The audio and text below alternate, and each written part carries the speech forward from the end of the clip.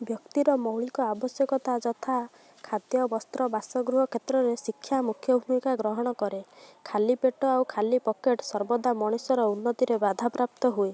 ଶିକ୍ଷା କ୍ଷେତ୍ରରେ ଦାରିଦ୍ର୍ୟତା ମାତ୍ରାଧିକ ମେଧାବୀ ଛାତ୍ରୀଙ୍କୁ ଦିନ ମଜୁରିଆ ବା ଦାଦନ ସଜେଇ ଦେଇଥାଏ। ପ୍ରଥମତଃ ଶିଶୁର ବିକାଶ କ୍ଷେତ୍ରରେ ପିତାମାତାଙ୍କର ଦାରିଦ୍ର୍ୟତା ହେତୁ ତାହାର ପ୍ରଭାବ ମୁଖ୍ୟତଃ ଶିଶୁ ଉପରେ ପଡ଼େ। ଶିଶୁର ସଠିକ୍ ବିକାଶ ପାଇଁ ପୁଷ୍ଟିକର ଖାଦ୍ୟ, ସ୍ୱାସ୍ଥ୍ୟକର ପରିବେଶ ଶିଶୁକୁ ମିଳେ ନାହିଁ, ଯାହାଦ୍ୱାରା ଶିଶୁଟି ଶାରୀରିକ ଓ ମାନସିକ ରୋଗରେ ପୀଡ଼ିତ ହୋଇଥାଏ।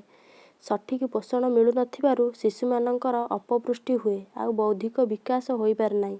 ଶାରୀରିକ ବୃଦ୍ଧିର ହାର ଦ୍ରୁତ ନ ହୋଇ ମନ୍ଥର ହୋଇଥାଏ।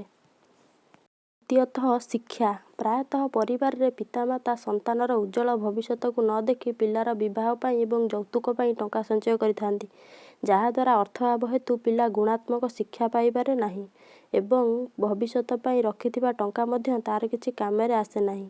ପିଲାର ବଞ୍ଚିବା ପାଇଁ କେବଳ ଟଙ୍କା ନୁହେଁ, ତାକୁ ଜୀବନ କୌଶଳ ଶିକ୍ଷା ଦିଆଯିବା ଉଚିତ। ତୃତୀୟତଃ ନୈତିକ ମୂଲ୍ୟବୋଧ। ଦାରିଦ୍ର୍ୟତା ପାଇଁ ପିଲାକୁ ନିଜର ସ୍ୱାଭିମାନ ହରାଇବାକୁ ପଡ଼େ। ନୀଚ ଦୃଷ୍ଟିରେ ଦେଖାଯାଉଥିବା ପିଲାମାନଙ୍କ କ୍ଷେତ୍ରରେ ସାଧାରଣତଃ ଆତ୍ମବିଶ୍ୱାସ ଲୋପ ପାଇଥାଏ। ନିଜର ଜୀବନକୁ ଭଗବାନଙ୍କର ଆଶୀର୍ବାଦ ନୁହେଁ, ସମାଜ ପାଇଁ ଅଭିଶାପ ବୋଲି ଭାବି ନିଅନ୍ତି।